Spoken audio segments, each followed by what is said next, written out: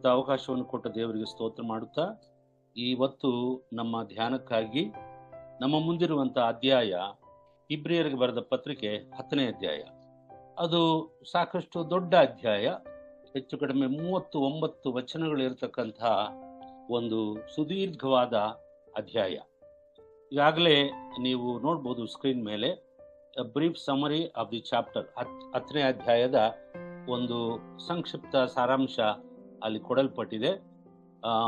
ಅದಕ್ಕೆ ಮೊದಲು ಈ 10ನೇ ಅಧ್ಯಾಯ ಹೆಚ್ಚು ಕಡಿಮೆ ಹಿಂದಿನ ಅಧ್ಯಾಯಗಳ ಪುನರಾವರ್ತನೆಯ ರೀತಿಯಲ್ಲಿ ಕಂಡು ಬರುತ್ತೆ.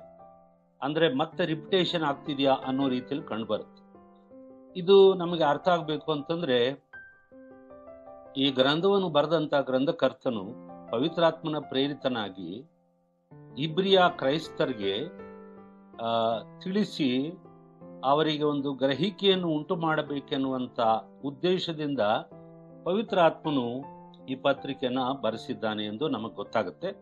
ಹಾಗಾಗಿ ಧರ್ಮಶಾಸ್ತ್ರ ಮತ್ತು ಯಜ್ಞ ಯಾಗಾದಿಗಳ ಮಾತುಗಳು ಪದೇ ಪದೇ ಪುನರಾವರ್ತನೆ ಆಗ್ತಾ ಇರುತ್ತೆ. ಕೆಲವೊಮ್ಮೆ ನಮಗೆ ಸ್ವಲ್ಪ ಬೋರ್ ಹೊಡೆದ ಹಾಗೂ ಅನಿಸುತ್ತೆ.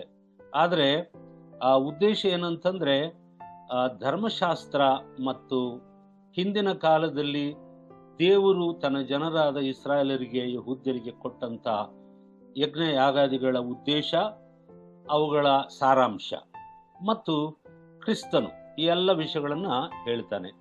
ಈ ಅಧ್ಯಾಯದ ಮುಖ್ಯವಾದ ಅಂಶಗಳು ಏನಂತಂದ್ರೆ, ಇಂಗ್ಲಿಷ್ನಲ್ಲಿ ಹೇಳ್ಬೋದು, Jesus Christ single sacrifice on the cross is completely sufficient and final. ಯೇಸು ಕ್ರಿಸ್ತನ ಶಿಲುಬೆಯ ಮರಣ ಅದು ಪಾಪ ಕ್ಷಮಾಪಣೆಗಾಗಿ ಇರುವಂತ ಸಂಪೂರ್ಣವಾದ ಮತ್ತು ಕೊಟ್ಟ ಕೊನೆಯ ಯಜ್ಞವಾಗಿದೆ ಎಂಬುದನ್ನ ಆತನು ಈ ಅಧ್ಯಾಯದ ಮೂಲಕ ಮತ್ತೊಂದು ಸಾರಿ ಒತ್ತಿ ಹೇಳ್ತಾನೆ.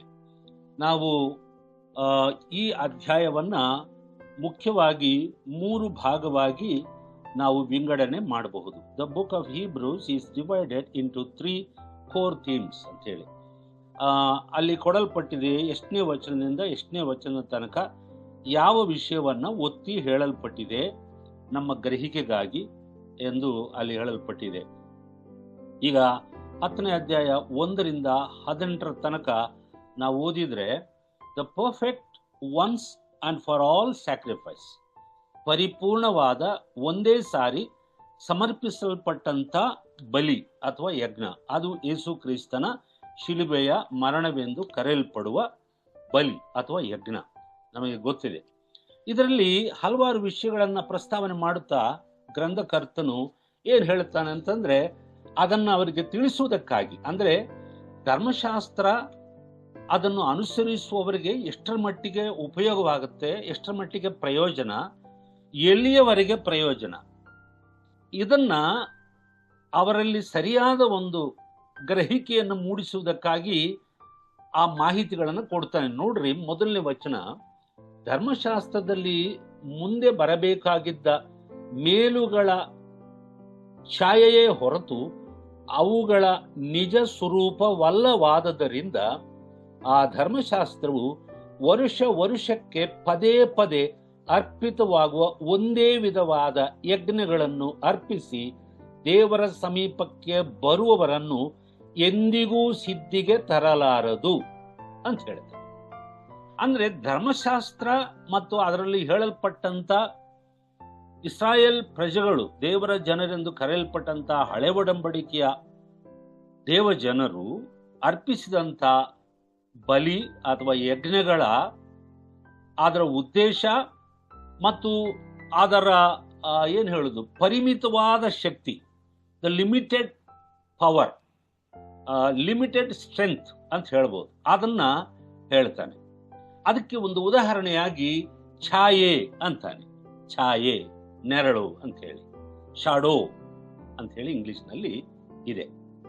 ಈಗ ಧರ್ಮಶಾಸ್ತ್ರವೆಂಬುದು ಅಥವಾ ಧರ್ಮಶಾಸ್ತ್ರದ ಎಲ್ಲ ವಿಧಿವಿಧಾನಗಳು, ಅದರಲ್ಲಿ ಬರುವಂತ ಯಜ್ಞ, ಬಲಿ, ಕರ್ಮಕಾಂಡಗಳು, ಆಚಾರ ವಿಚಾರಗಳು, ಸಂಪ್ರದಾಯಗಳು, ಇವೆಲ್ಲವುಗಳನ್ನ ಯೇಸು ಕ್ರಿಸ್ತನನ್ನು ನಂಬಿದಂತ ಹೆಬ್ರಿ ಕ್ರೈಸ್ತರು, ಇಬ್ರಿಯ ಕ್ರೈಸ್ತರು ಸಹ ಅದನ್ನ ಅನುಸರಿಸಬೇಕು ಎನ್ನುವಂತ ಒಂದು ನಂಬಿಕೆ ಅವರಲ್ಲಿ ಇತ್ತು. ಆ ರೀತಿಯಲ್ಲಿ ಅವರಿಗೆ ಬೋಧಿಸಲ್ಪಟ್ಟಿತ್ತು ಸಹ.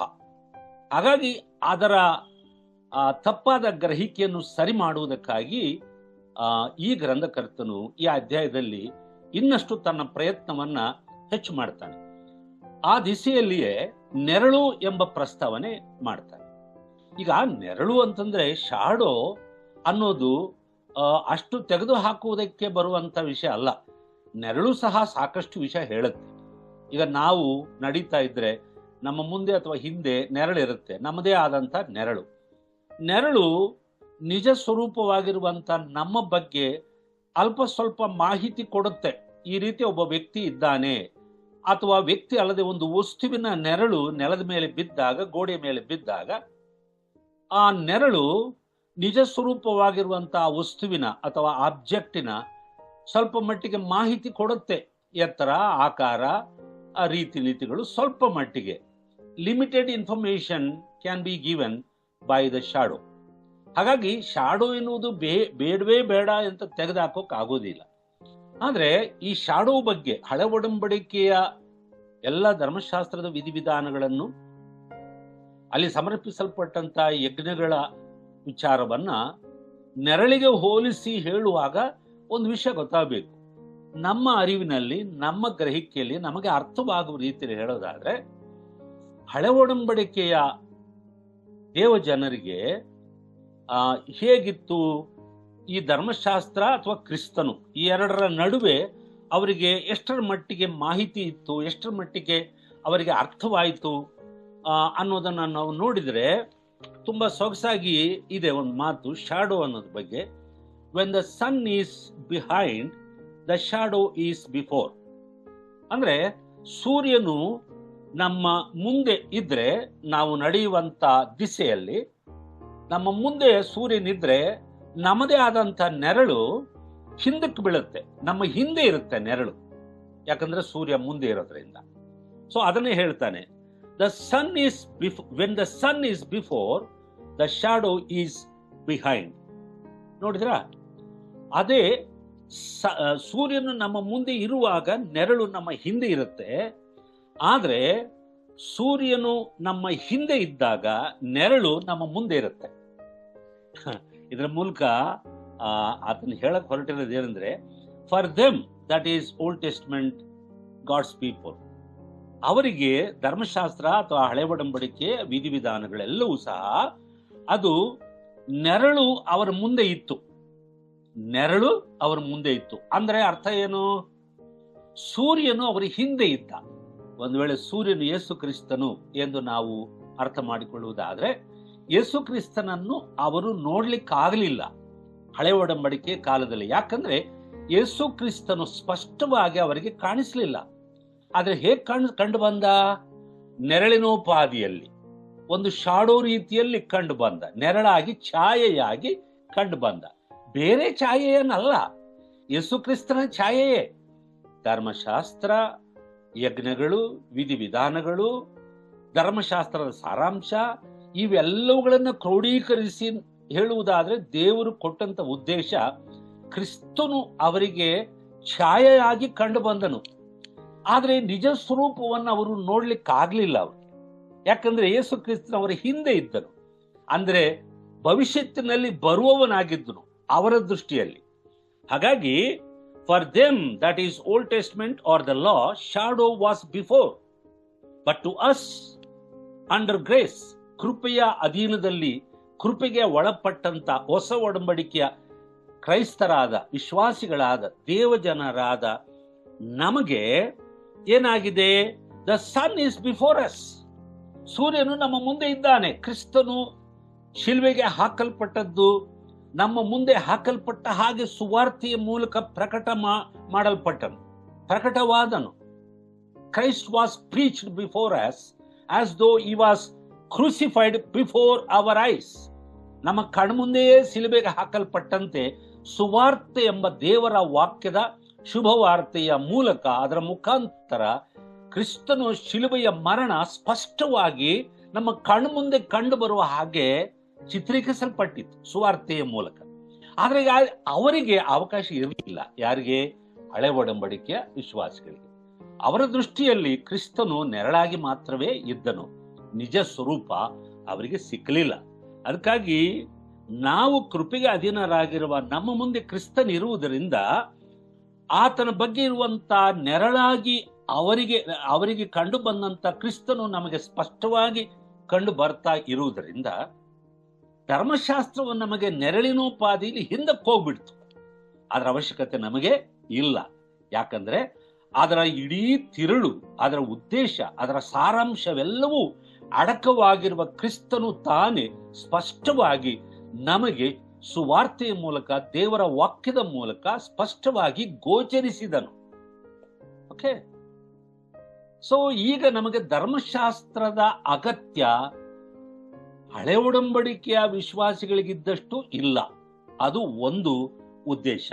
ಯಾಕಂತಂದ್ರೆ but was under grace the son is before, therefore the shadow is vanished away. ನೆರಳೆಂದು ಕರೆಯಲ್ಪಟ್ಟಂತ ಧರ್ಮಶಾಸ್ತ್ರ, ಅದರ ವಿಧಿವಿಧಾನಗಳು, ಅದು ಹೇಳಲ್ಪಟ್ಟಂತ ಉದ್ದೇಶವೆಲ್ಲವೂ ಈಗ ನಮ್ಮ ಕಣ್ಣು ಮುಂದೆ ಕ್ರಿಸ್ತನು ಸ್ಪಷ್ಟವಾಗಿ ಕಂಡು ಬರುತ್ತಾ ಇರುವುದರಿಂದ ಧರ್ಮಶಾಸ್ತ್ರದಲ್ಲಿ ಏನೆಲ್ಲ ಹೇಳಿದನೋ ದೇವರು, ಏನೆಲ್ಲ ಆಜ್ಞೆಗಳನ್ನು ಕೊಟ್ಟನೋ, ಏನೆಲ್ಲ ಮಾಡಬೇಕು ಅಂತ ಬಲಿ ಕರ್ಮಕಾಂಡಗಳನ್ನು ಆಜ್ಞಾಪಿಸಿದನೋ, ಅವೆಲ್ಲವುಗಳ ನೆರವೇರಿಕೆ, fulfilment of those everything which are written and taught in the law for Old Testament God's people, now it is fulfilled. ಅದು ನೆರವೇರಿದೆ. Where? In Christ and his crucifixion everything is fulfilled. ಹಾಗಾಗಿ ನಮಗೆ ಸ್ಪಷ್ಟತೆ ಸಿಕ್ಕಿರುವುದರಿಂದ ಇನ್ನು ಛಾಯೆಯ ಅಗತ್ಯವಿಲ್ಲ. ಕ್ರಮವಾಗಿ ಆ ನೆರಳು ನಮ್ಮ ಕಣ್ಣು ಮುಂದಿನಿಂದ ಮರೆಯಾಗಿ ಹೋಗುತ್ತೆ. ಅದನ್ನು ಹೇಳುವುದೇ ಈ ಗ್ರಂಥಕರ್ತನ ಉದ್ದೇಶ. ನೋಡ್ರಿ, ಧರ್ಮಶಾಸ್ತ್ರಕ್ಕೆ ಅಧೀನರಾಗಿದ್ದಂತಹ ನಾವುಗಳು ಒಂದಾನೊಂದು ಕಾಲದಲ್ಲಿ ಈಗ ಕ್ರಿಸ್ತನು ಅವುಗಳೆಲ್ಲವುಗಳ ನೆರವೇರಿಕೆ ತನ್ನ ಶಿಲುಬೆಯ ಮರಣ ಪುನರುತ್ಥಾನಗಳ ಮೂಲಕ ನೆರವೇರಿಸಿರುವುದರಿಂದ ಈಗ ನಮಗೆ ಅದರ ಅಗತ್ಯತೆ ಇಲ್ಲ. ಯಾಕಂದ್ರೆ ಅದರ ಇಡೀ ಉದ್ದೇಶ ಕ್ರಿಸ್ತನ ಶಿಲುಬೆಯಲ್ಲಿ ಆತನ ಮರಣದ ಮೂಲಕ ನೆರವೇರಿಸಲ್ಪಟ್ಟಿದೆ. ಹಾಗಾಗಿ ಈ ಹಿಂದೆ ಅವರು ಪದೇ ಪದೇ ವರ್ಷಕ್ಕೊಂದಾವರ್ತಿ ಹೋತ ಹೋರಿಗಳ ರಕ್ತವನ್ನ ಸುರಿಸುತ್ತಾ, ಯಜ್ಞಗಳನ್ನು ಸಮರ್ಪಿಸುತ್ತಾ ತಮ್ಮ ಪಾಪಕ್ಕೆ ಪರಿಹಾರ ಸಿಕ್ಕಿತು ಎಂಬ ಭಾವನೆ ತಾತ್ಕಾಲಿಕವಾಗಿ ಹೊಂದುತ್ತಾ ಇದ್ರು. ಅದಕ್ಕೆ ಮುಕ್ತಾಯವೇ ಇಲ್ಲ, ಅದಕ್ಕೆ ಕೊನೆಯೇ ಇಲ್ಲ. ಒಂದು ವೇಳೆ ಪಾಪ ಕ್ಷಮಾಪಣೆ ಆ ಹೋರಿ ಓತಗಳ ಕುರಿ ಕೋಣಗಳ ರಕ್ತದಿಂದ ಉಂಟಾಗುವುದಾಗಿದ್ದರೆ ಪದೇ ಪದೇ ಆ ಯಜ್ಞಗಳನ್ನು ಸಮರ್ಪಿಸುವ ಅವಶ್ಯಕತೆ ಇರಲಿಲ್ಲ. ಅದನ್ನೇ ಒತ್ತಿ ಹೇಳ್ತಾನೆ. ಈ emphasises that truth in these versus. ಅದಕ್ಕೆ ನಾವು 1ನೇ ವಚನದಲ್ಲೇ ಅದನ್ನು ನೋಡ್ತೇವೆ. ಧರ್ಮಶಾಸ್ತ್ರದಲ್ಲಿ ಮುಂದೆ ಬರಬೇಕಾಗಿದ್ದ ಮೇಲುಗಳ ಛಾಯೆಯ ಹೊರತು ಅವುಗಳ ನಿಜ ಸ್ವರೂಪವಲ್ಲವಾದುದರಿಂದ ಆ ಧರ್ಮಶಾಸ್ತ್ರವು ವರುಷಕ್ಕೆ ಪದೇ ಪದೇ ಅರ್ಪಿತವಾಗುವ ಒಂದೇ ವಿಧವಾದ ಯಜ್ಞಗಳನ್ನು ಅರ್ಪಿಸಿ ದೇವರ ಸಮೀಪಕ್ಕೆ ಬರುವವರನ್ನು ಎಂದಿಗೂ ಸಿದ್ಧಿಗೆ ತರಲಾರದು. ಇದು ಬಹಳ ಅಂಡರ್ಲೈನ್ ಮಾಡಬೇಕಾಗಿರುವಂತ ವಿಷಯ. ಮತ್ತೆ ದೇವ್ರು ಯಾಕೆ ಕೊಟ್ರು ಅದನ್ನೆಲ್ಲ ಅಂದ್ರೆ, ನಿಮ್ಮ ಪಾಪಗಳ ಪರಿಹಾರಕ್ಕಾಗಿ ಯಾವ ತಪ್ಪು, ಯಾವ ಪಾಪ, ಯಾವ ದೋಷವಿಲ್ಲದಿರುವಂತ ಒಂದು ಮೂಕ ಜೀವಿಯು ಸಾಯ್ತಾ ಇದೆ. ಅದರ ರಕ್ತವು ನಿಮ್ಮ ಪಾಪಗಳಿಗೆ ಪ್ರಾಯಶ್ಚಿತ್ತವಾಗಿ ಸುರಿಸಲ್ಪಡ್ತಾ ಇದೆ. ಅಂದ್ರೆ ಅದಕ್ಕೆ ಮುಕ್ತಾಯವಿಲ್ಲ. ನೀವು ಪಾಪ ಮಾಡೋದು ನಿಲ್ಲಿಸೋ ಹಾಗಿಲ್ಲ, ರಕ್ತ ಸುರಿಸೋದು ನಿಲ್ಲಿಸೋ ಹಾಗಿಲ್ಲ. ಆದ್ರೆ ಕಾಲವು ಸಂಪೂರ್ಣವಾದಾಗ ಯೇಸು ಕ್ರಿಸ್ತನೆಂಬ ನನ್ನ ಮಗನನ್ನೇ ಯಜ್ಞದ ಕುರಿಯಾಗಿ ಕಳಿಸುತ್ತೇನೆ, ಆತನು ಬಂದು ತನ್ನನ್ನೇ ತಾನು ಬಲಿಯಾಗಿ ಅರ್ಪಿಸಿಕೊಂಡಾಗ ಇದರ ಇಡೀ ಉದ್ದೇಶ, ಇದರ ಅಗತ್ಯತೆ ಮುಗಿದು ಹೋಗುತ್ತೆ ಅಂತ ಹೇಳಿದ್ರು. ಅದನ್ನೇ 40ನೇ ಕೀರ್ತನೆಯಲ್ಲಿ ಪ್ರವಚನಾತ್ಮಕವಾಗಿ ಕೀರ್ತನೆಗಾರನು ಹೇಳುತ್ತಾನೆ. 6, 7, 8 ವಚನಗಳನ್ನು ನಾವು ಓದುವಾಗ ಅಲ್ಲಿ ಹೇಳ್ತಾನೆ, ನೀನು ನನಗೆ ಒಂದು ಶರೀರವನ್ನ ಸಿದ್ಧ ಮಾಡಿದೆ, ಒಂದು ದೇಹವನ್ನ ಸಿದ್ಧ ಮಾಡಿದೆ. ಈಗೋ ದೇವರೇ, ನಿನ್ನ ಚಿತ್ತವನ್ನು ಮಾಡುವುದೇ ನನ್ನ ಉದ್ದೇಶ, ಅದಕ್ಕಾಗಿ ನಾನು ಬಂದಿದ್ದೇನೆ ಎಂಬುದಾಗಿ ಪ್ರವಚನಾತ್ಮಕವಾಗಿ ಕ್ರಿಸ್ತನು ಹೇಳುವ ಮಾತುಗಳು 40ನೇ ಕೀರ್ತನೆಯಲ್ಲಿ ಬರೆಯಲ್ಪಟ್ಟಿದೆ. ಅವುಗಳ ನೆರವೇರಿಕೆಯೇ ಶಿಲುಬೆಯ ಮರಣದ ಮೂಲಕ ಕ್ರಿಸ್ತನು ನೆರವೇರಿಸಿದನು. ಹಾಗಾಗಿ ಈಗ ಈ ಗ್ರಂಥಕರ್ತನು ಇಷ್ಟೆಲ್ಲ ಇದರ ಬಗ್ಗೆ ಹೇಳುವ ಉದ್ದೇಶ ಇಷ್ಟೇ. ಇನ್ನು ಮೇಲೆ ಪುನಃ ನೀವು ಹಳೆಯ ಆಚಾರ ವಿಚಾರಗಳಿಗೆ ಹೋಗಬೇಡ್ರಿ, ಅವುಗಳಿಗೆ ಮುಕ್ತಾಯವೇ ಇಲ್ಲ. ಆದರೆ ಒಂದೇ ಒಂದು ಯಜ್ಞವಾಗಿ ಕ್ರಿಸ್ತನು ಪರಿಪೂರ್ಣವಾದ ಮತ್ತು ಒಂದೇ ಸಾರಿ ತನ್ನನ್ನು ತಾನೇ ಯಜ್ಞವಾಗಿ ಸಮರ್ಪಿಸಿಕೊಂಡಿದ್ದಾನಾದದ್ದರಿಂದ ಇನ್ನು ಪುನಃ ಹಳೆ ಒಡಂಬಡಿಕೆಯ ಬಲಿ ಕರ್ಮಕಾಂಡಗಳು ಅವಶ್ಯಕತೆ ಇಲ್ಲ. ಧರ್ಮಶಾಸ್ತ್ರವೆಲ್ಲವನ್ನು ಕ್ರಿಸ್ತನು ತನ್ನ ಜೀವನ, ತನ್ನ ಮರಣ, ತನ್ನ ಪುನರುತ್ಥಾನ ಇವೆಲ್ಲವುಗಳ ಮೂಲಕ ನೆರವೇರಿಸಿದ್ದಾನೆ. ಅದಕ್ಕಾಗಿ ಆತನ ಬಲಿ ಪರ್ಫೆಕ್ಟ್ ಆದಂಥದ್ದು, ಅಸಂಪೂರ್ಣವಾದದ್ದಲ್ಲ, ಅಸಮರ್ಪಕವಾದದ್ದಲ್ಲ. ಧರ್ಮಶಾಸ್ತ್ರವು ಅದರ ವಿಧಿವಿಧಾನಗಳು ಅಸಮರ್ಪಕವಾಗಿವೆ, ಆದರೆ ಇದಲ್ಲ. ಯಾಕಂದ್ರೆ the repetition of sacrifice shows it's inherent weakness ಅಂತ ಹೇಳಿ. ಅಂದ್ರೆ ಧರ್ಮಶಾಸ್ತ್ರದಲ್ಲಿ ಪದೇ ಪದೇ ವರ್ಷಕ್ಕೊಂದಾವರ್ತಿ ಅರ್ಪಿಸುತ್ತಿರುವಂತ ಮುಕ್ತಾಯವೇ ಕೊನೆಯೇ ಇಲ್ಲದೆ ಇರುವ ಹಾಗೆ ತಲೆಮಾರುಗಳು ಅವರು ರಕ್ತವನ್ನು ಸುರಿಸುತ್ತಾ ಯಜ್ಞಗಳನ್ನು ಅರ್ಪಿಸ್ತಾ ಇದ್ರು. ಆದ್ರೆ ಪಾಪವು ಮಾತ್ರ ಶಾಶ್ವತವಾಗಿ ಕೊನೆಗೊಳ್ಳಲಿಲ್ಲ, ಪಾಪಕ್ಕೆ ಪರಿಹಾರ ಸಿಕ್ಕಲಿಲ್ಲ. ಅದನ್ನು ಹೇಳ್ತಾನೆ. ಅದರ ಮೂಲಕ ಇನ್ನು ಏನು ಹೇಳ್ತಾನೆ? So this shows those sacrifices, the Old Testament sacrifices were shows that its inherent weakness, ಅಂದ್ರೆ ಅಂತರ್ಗತವಾದ ಬಲಹೀನತೆ, ಅದರ ಕೊರತೆಯನ್ನ ತೋರಿಸುತ್ತೆ. ಅದನ್ನು ಹೇಳೋಕೆ ಈ ಗ್ರಂಥಕರ್ತನು ಪ್ರಯತ್ನ ಮಾಡ್ತಾನೆ. ಅದರಿಂದ ಪ್ರಿಯವಾದಂಥ ದೇವ ಜನರೇ, ನಮಗೆ ಒಂದು ವೇಳೆ ಧರ್ಮಶಾಸ್ತ್ರದ ಅಧೀನದಲ್ಲಿ ನಾವಿಲ್ಲ, ನಾವು ಯಹೂದ್ಯರು ಅಲ್ಲ. ಆದರೆ ನಮ್ಮ ಹಿನ್ನೆಲೆಯನ್ನ ನಾವು ನೋಡುವಾಗ ಅನೇಕ ಸಾರಿ ಅನೇಕ ಕ್ರೈಸ್ತರು ಇಂದಿಗೂ ಸಹ ಹಳೆಯ ಆಚಾರ ವಿಚಾರಗಳನ್ನು, ತಮ್ಮ ಪೂರ್ವಜರ ವಿಧಿವಿಧಾನಗಳನ್ನು ಅನುಸರಿಸಿಕೊಂಡು ಬರ್ತಾ ಇದ್ದಾರೆ. ಇದು ನಿಜಕ್ಕೂ ನಮ್ಮೆಲ್ಲರಿಗೂ ನೋವನ್ನು ಉಂಟು ಮಾಡುವಂತ ವಿಷಯ. ಎಂತಾರೆ? ಯಾರಿಗೆ? ದೇವರ ವಾಕ್ಯವನ್ನ ತಿಳಿದಂತ ದೇವರ ಸೇವಕರುಗಳಿಗೆ, ದೇವರ ಮಕ್ಕಳಿಗೆ ನೋವು ಉಂಟು ಮಾಡುತ್ತೆ. ಅಷ್ಟು ಮಾತ್ರವಲ್ಲ, ಅದಕ್ಕಿಂತಲೂ ಹೆಚ್ಚಾಗಿ ಕ್ರಿಸ್ತನಿಗೆ ನೋವನ್ನ ಉಂಟು ಮಾಡುವಂತ ವಿಷಯ. ಇದರ ಬಗ್ಗೆ ಪೌಲನು ಸಹ ತನ್ನ ಪತ್ರಿಕೆಗಳ ಮೂಲಕ ಅನೇಕ ವಿಷಯಗಳನ್ನು ಹೇಳಿದ್ದಾನೆ. ಕೊಲಸದವರಿಗೆ ಬರೆದ ಪತ್ರಿಕೆಯಲ್ಲಿ, ಎಫೆಸದವರ ಬರೆದ ಪತ್ರಿಕೆಯಲ್ಲಿ, ನೀವು ಪೂರ್ವದಲ್ಲಿ ಹಿಂದಿನ ಕಾಲದಲ್ಲಿ ನೀವು ಹಾಗಿದ್ದಿರಿ, ಆದ್ರೆ ಈಗ ನೀವು ಕ್ರಿಸ್ತನಲ್ಲಿ ಹೊಸ ಸೃಷ್ಟಿಯಾಗಿದ್ದೀರಿ. ಅವುಗಳನ್ನು ಬಿಟ್ಟು ಬಿಡ್ರಿ, ಅವುಗಳನ್ನು ನಿಲ್ಲಿಸಿ ಬಿಡ್ರಿ, ಅವುಗಳಿಗೆ ನೇತಾಡಿಕೊಂಡು ಇನ್ನು ನಿಮ್ಮ ಹಿರಿಯರ ಸಂಪ್ರದಾಯಗಳಿಗೆ ನೀವು ಬಲಿಯಾಗಿ ಕ್ರಿಸ್ತನನ್ನ ಅವಮಾನಕ್ಕೆ ಗುರಿ ಮಾಡಬೇಡ್ರಿ ಅಂತ ಹೇಳ್ತಾರೆ. ಹಾಗಾಗಿ ನನ್ನ ಉದ್ದೇಶ ಈ ಅಧ್ಯಯನದ ಮೂಲಕ ನಮ್ಮಲ್ಲಿ ಅಥವಾ ಮುಂದಿನ ದಿನಗಳಲ್ಲಿ ಈ ಯೂಟ್ಯೂಬ್ ಮೂಲಕ ಈ ಸತ್ಯವನ್ನ, ಈ ವಾಕ್ಯಗಳನ್ನ, ಈ ಎಚ್ಚರಿಕೆಗಳನ್ನ ಕೇಳುವ ಯಾವುದೇ ಕ್ರೈಸ್ತರಾಗಿರ್ಲಿ, ನಿಜವಾಗಿ ಕ್ರಿಸ್ತರನ್ನ ಅಂಗೀಕರಿಸಿ ಪಾಪ ಕ್ಷಮಾಪಣೆ ಹೊಂದಿ ದೇವರ ಮಕ್ಕಳಾಗಿ ನಿರೀಕ್ಷೆಯೊಂದಿಗೆ ಬದುಕುವಂತ ದೇವ ಜನರು ಬಹಳ ಎಚ್ಚರಿಕೆಯಿಂದ ಇರಬೇಕು. ಅಂಥವುಗಳಿಗೆ ನಾವು ಪುನಃ ಹೋಗಬಾರದು. ಹಾಗಾಗಿ ಇಡೀ ಈ 1-18 ವಚನದ ತನಕ ಇದನ್ನೇ ಪರಿಪರಿಯಾಗಿ ಹೇಳ್ತಾನೆ. ಯಾರು? ಮತ್ತೆ ದೇವರು ಇರ್ಮಿಯನ ಮೂಲಕ ಮಾಡಿದ ವಾಗ್ದಾನಗಳನ್ನು ಪ್ರಸ್ತಾವನೆ ಮಾಡ್ತಾನೆ. ಇದರಲ್ಲಿ ಯಾವಾಗ 15ನೇ ಅಧ್ಯಾಯ 15ನೇ ವಚನ 16ನೇ ವಚನ, ಆ ದಿವಸಗಳು ಬಂದ ಮೇಲೆ ನಾನು ಅವರ ಸಂಗಡ ಮಾಡಿಕೊಳ್ಳುವ ಒಡಂಬಡಿಕೆಯು ಹೀಗಿರುವುದು. ಅಂದ್ರೆ ಹಿಂದೆ ಹಳೆ ಒಡಂಬಡಿಕೆ ಅಂತ ನಾವು ಏನ್ ಕರಿತೇವೋ ಅದನ್ನ ದೇವರು ತನ್ನ ಜನರಾದಂತ ಅಬ್ರಹಾಮನಿಂದ ಮೊದಲುಗೊಂಡು ನಂತರ ಪ್ರತಿಯೊಬ್ಬೊಬ್ಬರ ಸಂಗಡ ಅದನ್ನ ಪುನರಾವರ್ತನೆ ಮಾಡುತ್ತಾ ಬಂದನು. ಒಡಂಬಡಿಕೆಯನ್ನ, ಕವನೆಂಟ್ ಅನ್ನ ಮಾಡ್ತಾ ಬಂದನು, ಅದನ್ನು ಸ್ಥಿರಪಡಿಸ್ತಾ ಬಂದನು.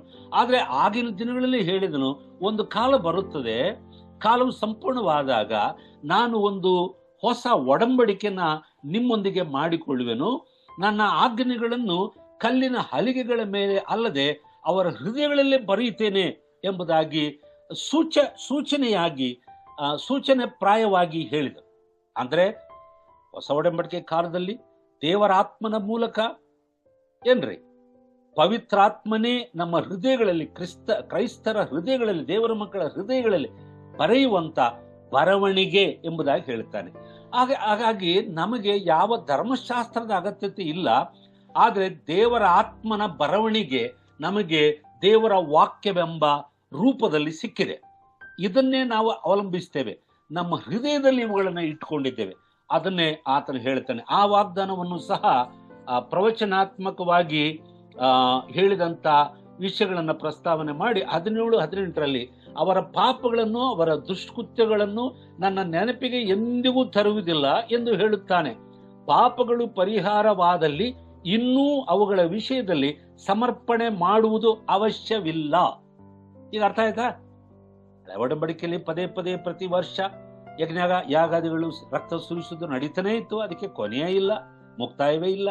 ಆದರೆ ಕ್ರಿಸ್ತನ ಬಲಿ ಆದ ಮೇಲೆ ಶಿಲುಬೆಯ ಮರಣದ ಮೂಲಕ ಒಂದೇ ಸಾರಿ ಪಾಪಕ್ಕೆ ಕ್ಷಮಾಪಣೆ, ಶಿಕ್ಷೆ ವಿಧಿಸಿದ್ದರಿಂದ ಕ್ರಿಸ್ತನನ್ನು ನಂಬುವ ಯಾರು ಸಹ ಮತ್ತೆ ಪಾಪದ ಭಯ ಇಲ್ಲದೆ ಬದುಕಬಹುದು. ಮಾತ್ರವಲ್ಲ, ಅವುಗಳ ವಿಷಯದಲ್ಲಿ ಪದೇ ಪದೇ ಬಲಿಗಳನ್ನು ಅರ್ಪಿಸುವ ಅವಶ್ಯಕತೆ ಇಲ್ಲ ಎಂಬುದನ್ನು ಒತ್ತಿ ಹೇಳಿ ಮುಂದಿನ ಅಂಶಕ್ಕೆ ಆತನು ಹೋಗ್ತಾನೆ. ಏನದು ಮುಂದಿನ ವಿಷಯ? ಎರಡನೇ ಸಾರಾಂಶ. 3 ವಿಭಾಗಗಳಾಗಿ ನಾವಿದನ್ನು ಮಾಡಿದ್ದೇವೆ. ಈ ಅಧ್ಯಾಯ, ಇಬ್ರಿಯ ಪುಸ್ತಕ 10ನೇ ಅಧ್ಯಾಯ 3 ಭಾಗ. 1ನೇ ಭಾಗ 1ರಿಂದ 18. ಈಗ 2ನೇ ಭಾಗ 19ನೇ ವಚನದಿಂದ 25ನೇ ವಚನದ ತನಕ. A new and living way, ಹೊಸದಾದ ಮತ್ತು ಜೀವವುಳ್ಳ ಮಾರ್ಗ. ಹೊಸದಾದ ಎಂದು ಹೇಳುವಾಗ ಹಳೆಯದಾದ ಒಂದು ಮಾರ್ಗ ಇತ್ತು. ಈಗ ಹೊಸ ಮಾರ್ಗ ಬಂದ ಮೇಲೆ ಅದು ಹಳೆಯದಾಯಿತು, ಅದರ ಅಗತ್ಯತೆ ಈಗ ಇಲ್ಲ. ಮಾತ್ರವಲ್ಲ, ಈ ಹೊಸ ಮಾರ್ಗ ಎಂಥ ಮಾರ್ಗ ಅಂದ್ರೆ ಇದು ಜೀವವುಳ್ಳ ಮಾರ್ಗ. There is a life in this way. This way is a new way of living, and this is the way of living. This is not only a new way, this is also a living way. ನೋಡಿದ್ರ, living ಅಂತಂದ್ರೆ ಜೀವವುಳ್ಳ ಮಾರ್ಗ. ಇದರಲ್ಲಿ ಜೀವ ಇದೆ, ನಿಜ. ಜೀವವುಳ್ಳವರಾಗಿ ನಡ್ಕೊಳ್ಳುವ ಮಾರ್ಗ. People of God in the New Testament time, we as Christians, we live the life of Christ in and through our lives. ಹಾಗಾಗಿ ಇದರ ತುಂಬಾ ಜೀವ ತುಂಬಿ ತುಳುಕುತ್ತಾ ಇರುತ್ತದೆ. ನಮ್ಮಲ್ಲಿ ಜೀವ, ಕ್ರಿಸ್ತನ ಜೀವ, ದೈವಿಕವಾದ ಜೀವ, a divine life will be overflowing in and through our lives. ಇದು ಅಸಲಿ ಆದಂತ ಕ್ರೈಸ್ತ ಜೀವಿತ. ಅದಕ್ಕಾಗಿ ಕ್ರಿಸ್ತನು ಶಿಲುಬೆಯ ಮರಣದ ಮೂಲಕ ಸ್ಥಾಪನೆ ಮಾಡಿದಂತ ಈ ಹೊಸ ಮಾರ್ಗ, ಈ ಹೊಸ ಜೀವವುಳ್ಳ ಮಾರ್ಗ ಎಂಥದ್ದು ಅಂತಂದ್ರೆ ಅದು ಜೀವವುಳ್ಳ ಮಾರ್ಗ. ಇದರ ಬಗ್ಗೆ ಈತನು 19ರಿಂದ 25ನೇ ವಚನದ ತನಕ ಏನು ಹೇಳ್ತಾನೆ ಅನ್ನೋದನ್ನು ನಮ್ಮ ಸಮಯ ಇರೋದ್ರಿಂದ ನಾನಿವತ್ತು ಇಡೀ ಅಧ್ಯಾಯವನ್ನ ಸಂಕ್ಷಿಪ್ತವಾಗಿ ಮುಗಿಸ್ತೇನೆ. ಒಂದೊಂದು ವಚನವನ್ನ ನಾವು ಮಾತಾಡಿಕೊಳ್ಳುವುದು ಬಹಳ ಕಷ್ಟವಾಗುತ್ತೆ. ಹಾಗಾಗಿ ಈ ಎರಡನೇ ಪಾಯಿಂಟ್ ಏನಂತಂದ್ರೆ, directly bypassing human to approach God. ಈಗ ಹಳೆ ಒಡಂಬಡಿಕೆ ಕಾಲದಲ್ಲಿ ದೇವರ ಸನ್ನಿಧಾನಕ್ಕೆ ಹೋಗುವಾಗ ರಕ್ತವನ್ನು ತಕ್ಕೊಂಡು ಮಹಾಯಾಜಕನು ವರ್ಷಕ್ಕೊಂದಾವರ್ತಿ ಮಾತ್ರವೇ ಅತಿ ಪರಿಶುದ್ಧ ಸ್ಥಳ, ಅತಿ ಪವಿತ್ರ ಸ್ಥಳದಲ್ಲಿ ಹೋಗ್ತಾ ಇದ್ದಾನೆ. ಅದು ನಮ್ಮೆಲ್ಲರಿಗೆ ಬಹಳ ಮಂದಿಗೆ ಪರಿಚಯ ಇರೋದ್ರಿಂದ ಅದರ ಬಗ್ಗೆ ನಾನು ಕೂಲಂಕುಷವಾಗಿ ಹೇಳೋದಿಲ್ಲ. ಆದರೆ ಈಗ ಹಾಗಲ್ಲ. ಯೇಸು ಕ್ರಿಸ್ತನು ತಾನೇ ಮಹಾಯಾಜಕನಾಗಿ, ಹಿಂದಿನ ನಮ್ಮ ಧ್ಯಾನದಲ್ಲಿ ನಾನು ಪ್ರಸ್ತಾವನೆ ಮಾಡಿದೆ, ತಾನೇ ನಮ್ಮ ಪರವಾಗಿ ನಮ್ಮ ಮಹಾಯಾಜಕನಾಗಿ ತನ್ನನ್ನೇ ಬಲಿ ಮಾಡಿಕೊಂಡು ತನ್ನ ರಕ್ತವನ್ನು ತೆಗೆದುಕೊಂಡು ಹೋತಗಳ ರಕ್ತದಿಂದ ಅಲ್ಲದೆ ತನ್ನ ಸ್ವರಕ್ತವನ್ನು ತಕ್ಕೊಂಡು ಯೇಸು ಕ್ರಿಸ್ತನು ಪವಿತ್ರವಾದ ತನ್ನ ಪ್ರಾಣ ಕೊಟ್ಟು ತನ್ನ ಪವಿತ್ರ ರಕ್ತವನ್ನು ಸುರಿಸಿ ಇಡೀ ಪ್ರಪಂಚದ ಎಲ್ಲರನ್ನು ಸರ್ವಕಾಲದಲ್ಲಿ ಸರ್ವಾವಸ್ಥೆಯಲ್ಲಿ ಇರುವಂತ ಎಲ್ಲ ಜನರಿಗೋಸ್ಕರ ಮಾಡಿದ ತನ್ನ ಬಲಿಯಾಗದ ಆ ಬಲಿಯಾಗದ ಫಲಿತಾಂಶವಾಗಿರುವಂತ ರಕ್ತವನ್ನು ತಕ್ಕೊಂಡು ದೇವರ ಸನ್ನಿಧಾನಕ್ಕೆ ನೇರವಾಗಿ ಹೋದನು ಎಂಬುದಾಗಿ ಇದೇ ಗ್ರಂಥಕರ್ತನು ಹೇಳ್ತಾನೆ. ಹಾಗಾಗಿ ಈತನ ಮರಣ ಪುನರುತ್ಥಾನದ ಮೂಲಕ ಕ್ರಿಸ್ತನು ಏರ್ಪಡಿಸಿದಂತ ಮಾರ್ಗ ಅದು ಹೊಸದಾದ ಮಾರ್ಗ, ಜೀವವುಳ್ಳ ಮಾರ್ಗ. ಈ ಮಾರ್ಗವು ತನ್ನ ಶರೀರವೆಂಬ ತೆರೆಯ ಮೂಲಕ ನಾವು ದೇವರ ಸನ್ನಿಧಾನಕ್ಕೆ ನೇರವಾಗಿ ಯಾವುದೇ ಅಡೆತಡೆ ಇಲ್ಲದೆ ಹೋಗಬಹುದು. ಎಷ್ಟು ಎಷ್ಟು ಅದ್ಭುತವಾದ ವಿಷಯ. ಇವತ್ತು ಮನುಷ್ಯ ದೇವರ ರಾಜ್ಯಕ್ಕೆ ಹೋಗುವುದಕ್ಕೆ, ಸ್ವರ್ಗಕ್ಕೆ ಹೋಗುವುದಕ್ಕೆ, ಪಾಪ ಕ್ಷಮಾಪಣೆಗಾಗಿ ಏನೆಲ್ಲಾ ಪ್ರಯಾಸ ಪಡ್ತಾನೆ, ಏನೆಲ್ಲಾ ಪ್ರಯತ್ನ ಮಾಡ್ತಾನೆ, ಎಷ್ಟೆಲ್ಲಾ ದುಡ್ಡು ಖರ್ಚು ಮಾಡ್ತಾರೆ, ಭಕ್ತಿ ಮಾರ್ಗವನ್ನು ಅವಲಂಬಿಸ್ತಾರೆ, ಪಾಪ ಎಷ್ಟೋ ತ್ಯಾಗ ಮಾಡ್ತಾರೆ. ಆದ್ರೆ ಅವರ ಮನಸ್ಸಿನ ಆಳದಲ್ಲಿ ಎಲ್ಲೂ ಸಹ ನನ್ನ ಪಾಪ ಕ್ಷಮಾಪಣೆ ಆಗಿದೆ ಎನ್ನುವಂತ ಭರವಸೆ ಇಲ್ಲ, ಆಳವಾಗಿಲ್ಲ. ಒಂದು ವೇಳೆ ಹೊರಗಿನ ತೋರಿಕೆಗೆ ಅವರು ಹೇಳಬಹುದು ಆಗಿದೆ ಅಂತ ಹೇಳಿ, ಆದ್ರೆ ಯಥಾರ್ಥವಾಗಿ ಅವರು ತಮ್ಮನ್ನೇ ತಾವು ಪರೀಕ್ಷೆ ಮಾಡಿಕೊಂಡ್ರೆ, ಸ್ವಪರೀಕ್ಷೆ ಮಾಡಿಕೊಂಡ್ರೆ ಖಂಡಿತವಾಗಿ ಅವರಿಗೆ ಗೊತ್ತಾಗುತ್ತೆ, ಇಲ್ಲ, ಎಲ್ಲೋ ಒಂದು ಅಳಲು ಇದೆ, ಎಲ್ಲೋ ಒಂದು ಹೆದರಿಕೆ ಇದೆ, ಎಲ್ಲೋ ಒಂದು ಭಯ ಇದೆ, ನನ್ನ ಪಾಪ ಕ್ಷಮಿಸಲ್ಪಡ್ಲಿಲ್ಲ. ಯಾಕಂದ್ರೆ ಮನುಷ್ಯನು ಪಾಪದ ಕ್ಷಮಾಪಣೆಗಾಗಿ ಮಾಡುವ ಎಲ್ಲಾ ಸ್ವಪ್ರಯತ್ನಗಳು ವಿಫಲವಾಗುತ್ತವೆ. ಯಾಕಂದ್ರೆ ಮನುಷ್ಯನು ಸ್ವತಃ ಜನ್ಮದಿಂದಲೇ ಆತನು ಪಾಪಿಯಾಗಿದ್ದಾನೆ.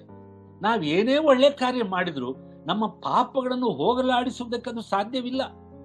ಪವಿತ್ರನಾದ ದೇವರ, ನಿಷ್ಕಳಂಕನಾದ ದೇವರ ರಕ್ತವೇ ಅದಕ್ಕೆ ಪರಿಹಾರ ಉಂಟು ಮಾಡುತ್ತೆ. ಇದರ ಬಗ್ಗೆ ಬೈಬಲ್ನಲ್ಲಿ ಬೇಕಾದಷ್ಟು ವಚನಗಳಿದೆ. ಆದ್ರೆ ನಾನು ಏನು ಹೇಳ್ತೇನೆ ಅಂದ್ರೆ, ನಮ್ಮ ದೇಶದ ಜನರಾಗಿರ್ಲಿ ಅಥವಾ ಇತರ ದೇಶದ ಜನರಾಗಿರ್ಲಿ, ಪ್ರಪಂಚದಲ್ಲಿರುವಂತ ಕೋಟ್ಯಾಂತರ ಜನರು ತಮ್ಮದೇ ಆದ ಮಾರ್ಗದಲ್ಲಿ, ತಮ್ಮದೇ ಆದ ನಂಬಿಕೆಯಲ್ಲಿ ಅವರು ಮುಳುಗಿ ಹೋಗಿ ಪಾಪ ಕ್ಷಮಾಪಣೆಗಾಗಿ ಎಷ್ಟೆಲ್ಲಾ ಪ್ರಯತ್ನ ಮಾಡ್ತಿದ್ದಾರೆ, ಕಷ್ಟಪಡ್ತಾ ಇದ್ದಾರೆ. ಆದ್ರೆ ಅದರ ಒಂದು ಭರವಸೆ ಅವರಿಗೆ ಸಿಕ್ಕಿಲ್ಲ, ಆಳವಾದ ನಂಬಿಕೆ ಅವರಿಗಿಲ್ಲ.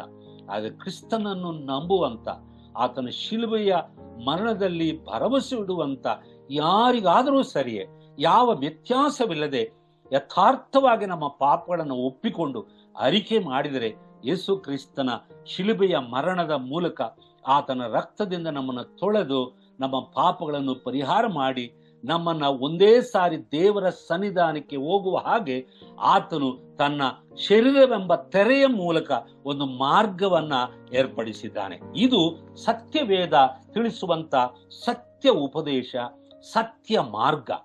ಯಾಕಂದ್ರೆ ದೇವರು ಸತ್ಯವಂತನು, ಆತನ ವಾಕ್ಯವು ಸತ್ಯವಾದದ್ದು. ಅದಕ್ಕಾಗಿ ಕನ್ನಡ ಭಾಷೆಯಲ್ಲಿ ಈ ಬೈಬಲ್ಗೆ ಸತ್ಯವೇದ ಎಂಬುದಾಗಿ ಹೆಸರಿಡಲ್ಪಟ್ಟಿದೆ. ನನಗೆ ತುಂಬಾ ಇಷ್ಟ. ಸತ್ಯವೇದ, ವೇದಗಳಿರಬಹುದು, ಅವುಗಳಲ್ಲಿ ಒಳ್ಳೆಯ ವಿಷಯಗಳು ಬರೆಯಲ್ಪಟ್ಟಿರಬಹುದು, ಇಲ್ಲ ಅಂತ ನಾವು ಹೇಳೋದಿಲ್ಲ. ಆದ್ರೆ ಸತ್ಯವನ್ನ ಯಾವುದೇ ಮುಖದಾಕ್ಷಿಣ್ಯವಿಲ್ಲದೆ ಸ್ಪಷ್ಟವಾಗಿ ತಿಳಿಸುವ ಏಕೈಕ ಗ್ರಂಥ ನನ್ನ ಅರಿವಿನಲ್ಲಿ ಸತ್ಯವೇದ ಹೊರತು ಬೇರಿಲ್ಲ ಎಂದು ಹೇಳುವುದಕ್ಕೆ ನಾನು ತುಂಬಾ ಸಂತೋಷ ಪಡುತ್ತೇನೆ, ಗರ್ವ ಪಡುತ್ತೇನೆ. ನನ್ನ ಕರ್ತನಾದ ಯೇಸುವನ್ನ ನಾನು ಕೊಂಡಾಡುತ್ತೇನೆ. ಈ ಸತ್ಯವನ್ನ ನನಗೆ ತಿಳಿಸಿದಕ್ಕಾಗಿ ಆತನಿಗೆ ನಾನು ಚಿರಋಣಿ. ಆತನ ಪಾದಗಳಿಗೆ ನನ್ನ ತಲೆ ಬಗ್ಗಿಸಿ ವಂದಿಸುತ್ತಾ ಕೃತಜ್ಞತೆಯನ್ನು ಸಲ್ಲಿಸ್ತೇನೆ. ಪ್ರಿಯವಾದಂತ ದೇವರ ಮಕ್ಕಳೇ, ಇದು ಗ್ರಂಥಕರ್ತನು ಮಾಡುವ ಪ್ರಯತ್ನ. ಏನ್ ಹೇಳ್ತಾನೆ?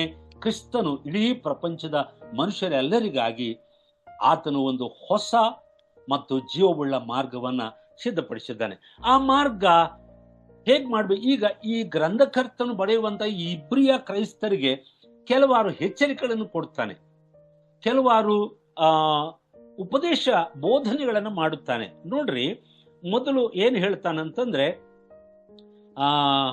3 practical applications for the church today based on these verses. ಈ ವಚನಗಳು ಅಂದ್ರೆ 19ರಿಂದ 25ನೇ ವಚನದ ತನಕ ಇರುವಂತ ಈ ಎಲ್ಲ ವಚನಗಳಲ್ಲಿ 3 ವಿಷಯಗಳನ್ನ ಪ್ರಸ್ತಾವನೆ ಮಾಡ್ತಾನೆ. ನೀವು ನಂತರ ಸಮಯ ತಕೊಂಡು ಅದನ್ನ ಸ್ವಲ್ಪ ಹುಡುಕಾಡಿ ಅದನ್ನು ಕಂಡು ಹಿಡಿರಿ. ಸತ್ಯವೇದ ಅಧ್ಯಯನ ಮಾಡುವಂತ, ಸತ್ಯವೇದದ ವಿದ್ಯಾರ್ಥಿಗಳಾಗಿರುವಂತ ನಾವು ಅಷ್ಟು ಮಾತ್ರ ಆದ್ರೂ ಮಾಡಬೇಕು. ಎಲ್ಲ ನೀವೇ ಕೊಡ್ರಿ, ತುತ್ತನ್ನ ಕೊಡ್ರಿ, ಬಾಯಿ ತೆಗಿತೀನಿ ಅಂತ ಹೇಳಿದ್ರೆ ನಡೆಯಲ್ಲ.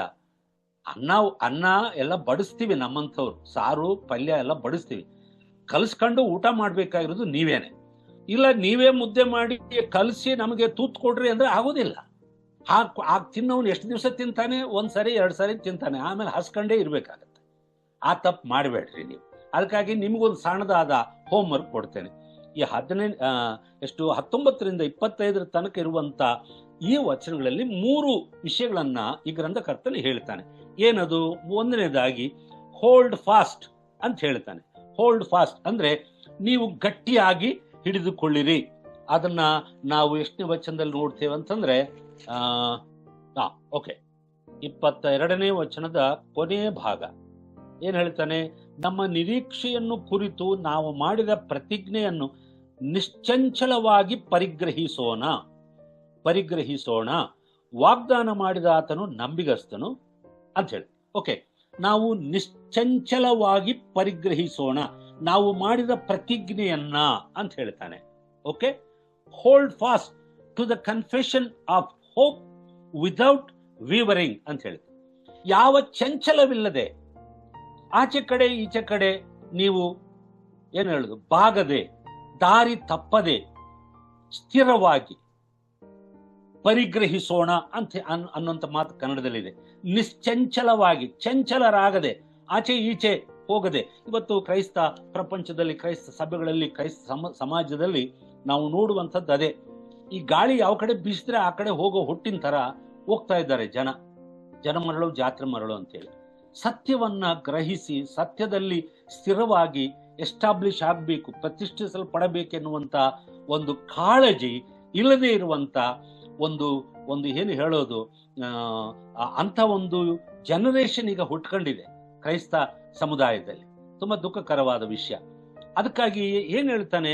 ನೀವು ನಂಬಿ ಅಂಗೀಕಾರ ಮಾಡಿದ ಕ್ರಿಸ್ತನನ್ನು, ಆತನ ಮೇಲಿನ ನಂಬಿಕೆಯನ್ನು, ನಿಮ್ಮ ರಕ್ಷಣೆ ಕುರಿತಾದಂತಹ ನಿರೀಕ್ಷೆಯನ್ನು, ಭರವಸೆಯನ್ನು ಗಟ್ಟಿಯಾಗಿ ನಿಶ್ಚಂಚಲವಾಗಿ ಕದಲಿಸಬಾರದು. ಯಾರು ನಿಮ್ಮನ್ನ, ಅವ್ರು ಬಂದ್ರು, ಅವ್ರೇನು ಹೇಳಿದ್ರು ಆ ಕಡೆ ಹೋಗೋದು, ಇವ್ರು ಬಂದ್ರು ಇದೇನೋ ತುಂಬಾ ಆಕರ್ಷಕವಾಗಿ ಹೇಳಿದ್ರು ಅವ್ರ ಹಿಂದೆ ಓಡೋದು, 4 ದಿವಸ ಸಭೆಗಳನ್ನ ಬದಲಾಯಿಸೋದು.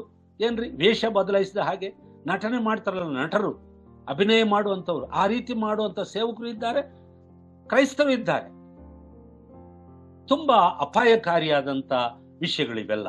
ತುಂಬಾ ಅಪಾಯದ ಸಮಯದಲ್ಲಿ ನಾವಿದ್ದೇವೆ. ಹಾಗಾಗಿ ಹೇಳ್ತಾನೆ, ಎರಡನೇದಾಗಿ ಏನು ಹೇಳ್ತಾನೆ? ನೀವು ಹೋಲ್ಡ್ ಫಾಸ್ಟ್. ನಾನು ಮಿಸ್ ಮಾಡಿದೆ. ಮೊದಲನೇ ವಿಷಯ ಏನಂತಂದ್ರೆ, draw near to God with a sincere heart and full assurance of faith. ಅದನ್ನು ನಾವು 10ನೇ ಅಧ್ಯಾಯ ಎಷ್ಟಿದೆ 21, ದೇವರ ಮನೆಯ ಮೇಲೆ ಅಧಿಕಾರಿಯಾಗಿರುವ ಶ್ರೇಷ್ಠನಾದ ಯಾಜಕನು ನಮಗಿದ್ದಾನೆ, ಆದ ಕಾರಣ ನೀನು ಅಪರಾಧಿ ಎಂದು ನಮ್ಮ ಮನಸ್ಸು ನಮಗೆ ಸಾಕ್ಷಿ ಹೇಳದಂತೆ ನಮ್ಮ ಹೃದಯವನ್ನು ಪ್ರೋಕ್ಷಿಸಿಕೊಂಡು ದೇಹವನ್ನು ತಿಳಿನೀರಿನಿಂದ ತೊಳೆದುಕೊಂಡು ಪರಿಪೂರ್ಣವಾದ ನಂಬಿಕೆಯುಳ್ಳವರಾಗಿ ಯಥಾರ್ಥ ಹೃದಯವುಳ್ಳವರಾಗಿಯೂ ದೇವರ ಬಳಿಗೆ ಬರೋಣ. Draw near to God. ಯಾವ ರೀತಿಯ 3 ಎಚ್ಚರಿಕೆಗಳಲ್ಲಿ ಮೊದಲನೇದು ನಾನು ಮಿಸ್ ಮಾಡಿದೆ, ಕ್ಷಮಿಸಿ ದಯವಿಟ್ಟು. Draw near to God. ಮೊದಲನೇದಾಗಿ ದೇವರ ಬಳಿಗೆ ನೀವು ಬನ್ರಿ. ಹೇಗೆ ಬರಬೇಕು ಅಂತ ಹೇಳಿ ಆ ವಚನಗಳಲ್ಲಿ ವಿವರಿಸಲ್ಪಟ್ಟಿದೆ.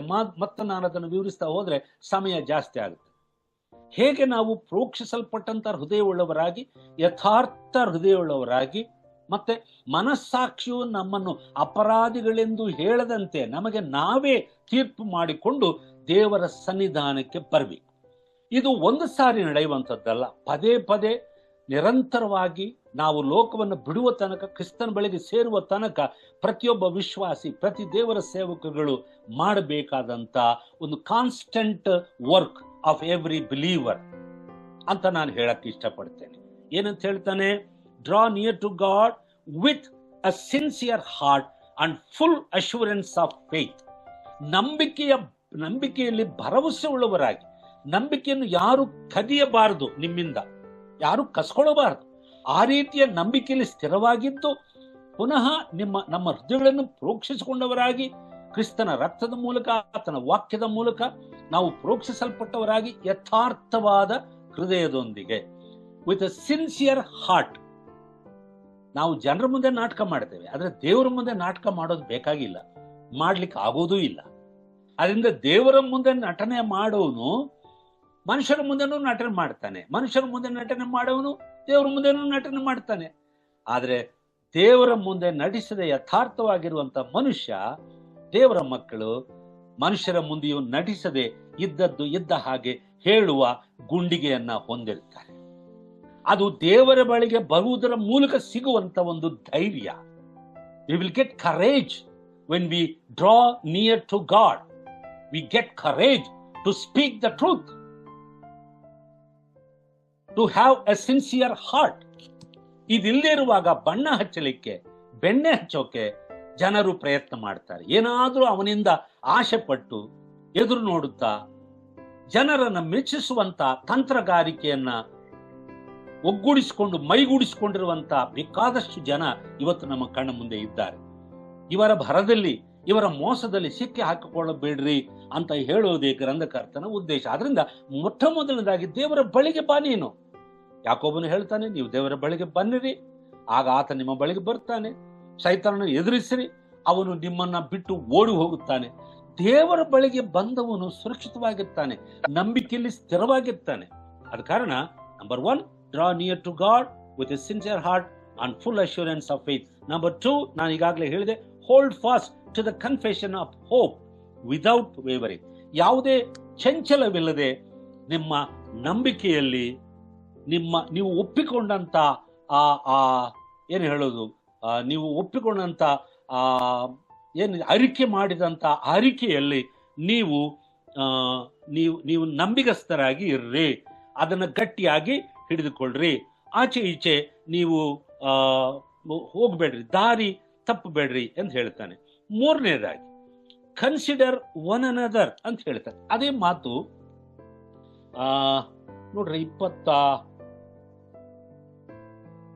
24ನೇ ವಚನದಿಂದ ಆ ಮಾತು ಬರ್ತದೆ. ನಾವು ಪರಸ್ಪರ ಹಿತಚಿಂತಕರಾಗಿದ್ದು ಪ್ರೀತಿಸುತ್ತಿರಬೇಕೆಂತಲೂ ಸತ್ಕಾರ್ಯ ಮಾಡಬೇಕೆಂತಲೂ ಒಬ್ಬರನ್ನೊಬ್ಬರು ಪ್ರೇರೇಪಿಸೋಣ.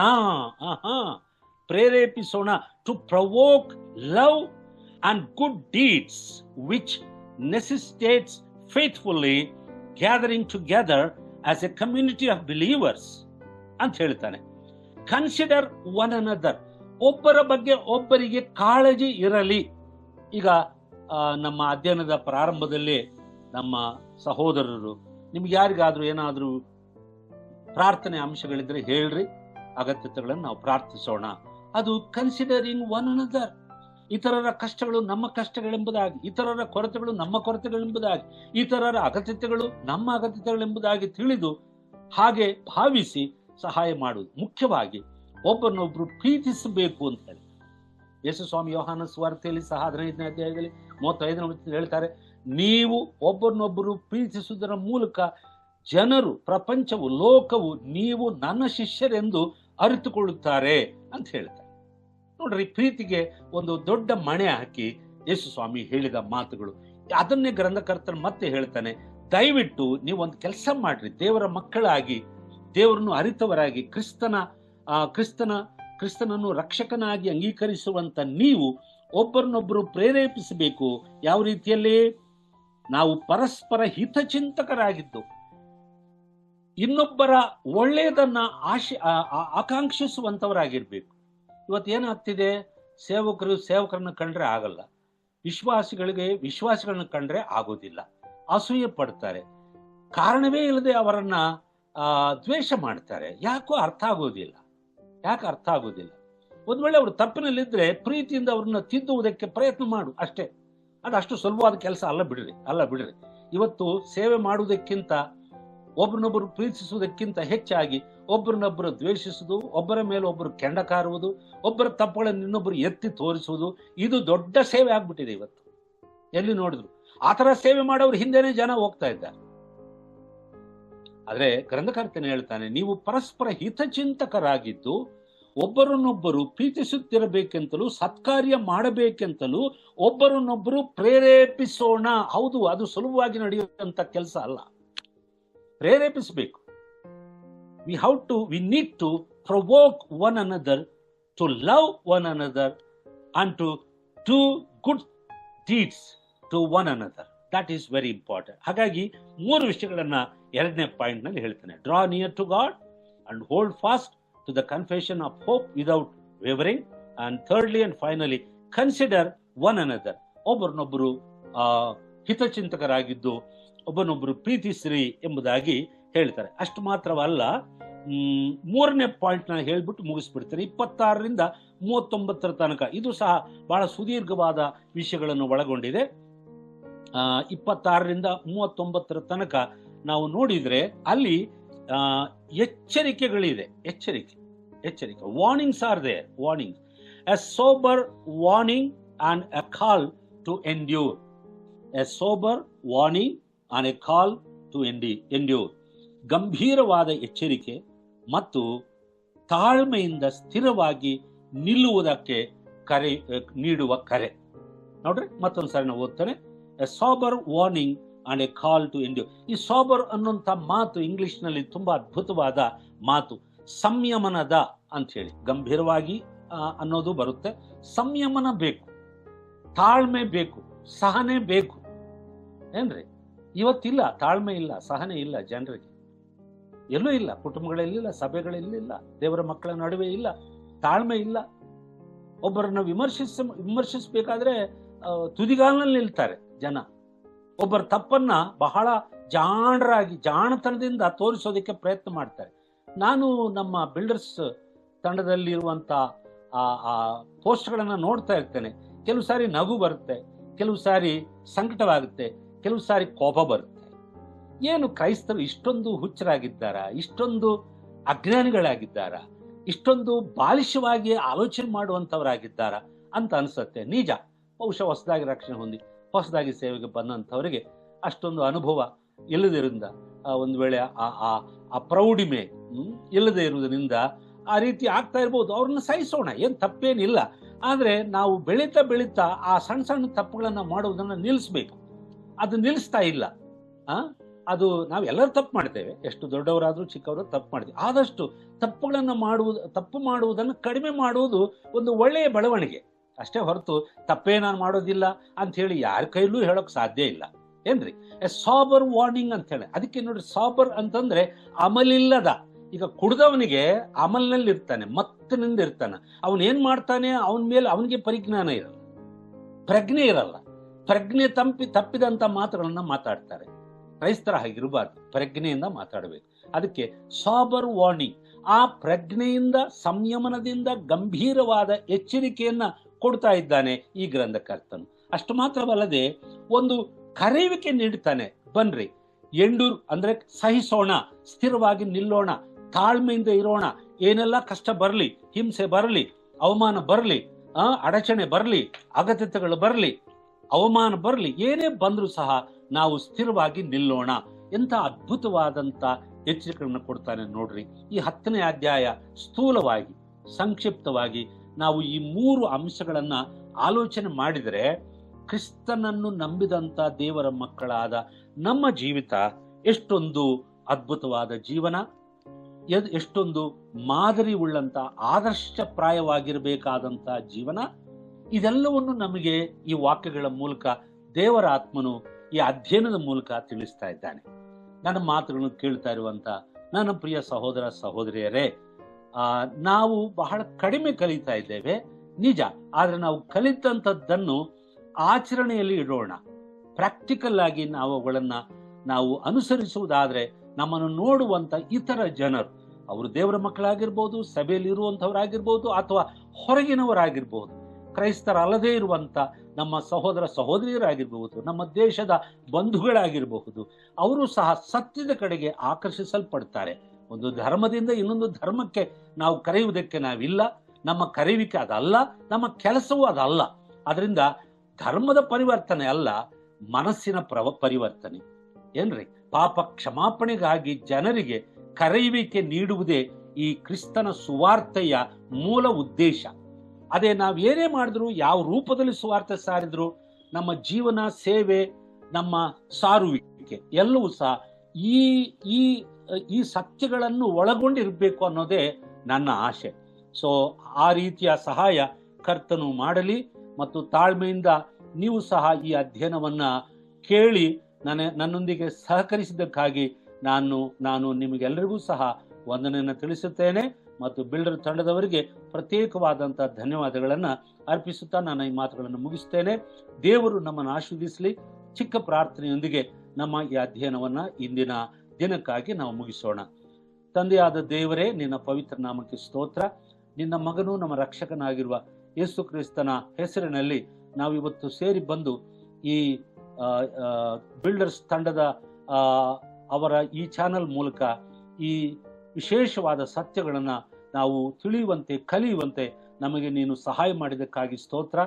ನಾವು ಅಧ್ಯಯನ ಮಾಡಿದಂಥ ಈ 10ನೇ ಅಧ್ಯಾಯದಲ್ಲಿ ಬಂದಂಥ, ನಾವು ಕೇಳಿದಂಥ, ನೀನು ನಮಗೆ ಉಪದೇಶ ಮಾಡಿದಂಥ ವಿಷಯಗಳೆಲ್ಲವನ್ನು ನಾವು ಮನವರಿಕೆ ಮಾಡಿಕೊಂಡು ಸ್ವಾಮಿ ಅವುಗಳನ್ನು ಅರ್ಥ ಮಾಡಿಕೊಂಡು ನಿನ್ನ ಪವಿತ್ರಾತ್ಮನ ಮೂಲಕ ಅವುಗಳ ಸತ್ಯಗಳನ್ನು ನಮ್ಮ ನಿಜ ಜೀವನದಲ್ಲಿ ಆಚರಣೆಯಲ್ಲಿ ಇಡುವುದಕ್ಕೆ, ಆಚರಿಸುವುದಕ್ಕೆ, ಇತರರು ನಿನ್ನ ಕಡೆಗೆ ನಮ್ಮನ್ನು ನೋಡುವುದರ ಮೂಲಕ, ನಮ್ಮ ಮಾತುಗಳನ್ನು ಕೇಳುವುದರ ಮೂಲಕ, ನಮ್ಮ ಪ್ರೀತಿಯನ್ನು ನೋಡುವುದರ ಮೂಲಕ, ಅನುಭವಿಸುವುದರ ಮೂಲಕ ಅವರು ಸಹ ಕ್ರಿಸ್ತನ ಬಳಿಗೆ ಬರುವುದಕ್ಕೆ ಸಹಾಯ ಮಾಡಬೇಕೆಂದು ಯೇಸು ಕ್ರಿಸ್ತನ ಹೆಸರಿನಲ್ಲಿ ಅತಿ ವಿನಯದಿಂದ ಬೇಡಿಕೊಂಡು ಪ್ರಾರ್ಥಿಸುತ್ತೇವೆ ತಂದೆ. ಆಮೆನ್.